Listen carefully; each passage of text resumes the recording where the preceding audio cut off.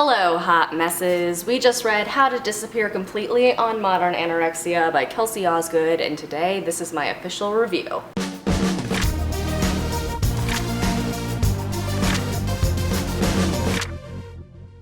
Okay, so as you could tell from the video series about this book, I really enjoyed it. I think it had its flaws, as all good books do, but at the end of the day, it is a good book. I went through a lot of my smaller issues with this book in the videos, but I think probably just the biggest criticism I would have is that the author is occasionally a bit pedantic, my experience makes me the authority on this topic. I think maybe her view of eating disorders is Western-centric and white privileged drenched. Not entirely. There are a lot of references to people who've also gone through these experiences who are not, upper class white people, but I think a lot of the broad statements about eating disorders in general are kind of assigned to that sort of person, and that would maybe be my big criticism. One other thing is I think this book kind of struggles to decide if it's a textbook or a memoir.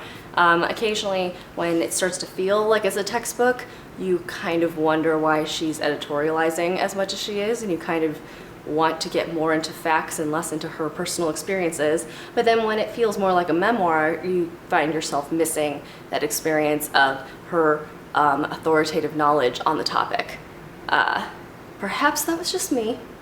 Perhaps. But as I said, when I'm nitpicking like that, you know that means that the book is actually worth reading, because I have read plenty of memoirs and plenty of just nonfiction texts that have completely failed, and this managed to be both at once and still satisfy me, so hell yeah. Good things about this book. I feel like this could be a really valuable reading experience for people who have never experienced eating disorders personally, but who think that they understand them from media, from TV, from episodes of Degrassi.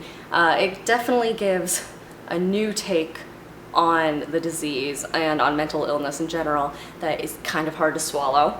It's got a lot of parts in it that make you question things about yourself, question things about our culture, and yeah, definitely worthwhile, but not exactly the easiest thing to do. Not a beach read, but at the end of the day, it's good for you. I also don't want to speak for other people who have dealt with something very serious, but I think maybe if you are a survivor of eating disorders, this book would be valuable for you. Again, that's maybe, and this is not really my place to say that, but I think maybe if it's a recent thing in your life, this might be something to avoid, but if it's something that is in your past long ago, you might really relate to things that she's saying. As I said, the language in this book is completely beautiful. I just love the writing. I love her writing style.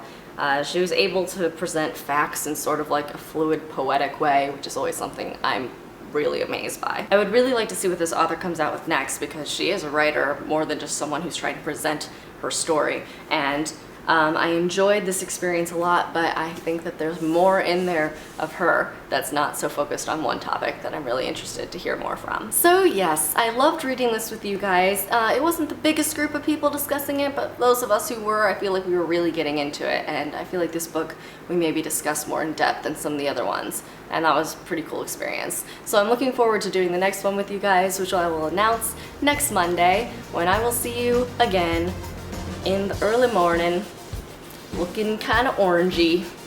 This lighting's weird. Bye guys. Also, if you have recommendations for the next book we're gonna read, remembering that my books are books written by women, don't have to be nonfiction, they can be novels, they can be poetry, whatever, leave me a suggestion or tweet it to me or tumble it to me or whatever you want to do.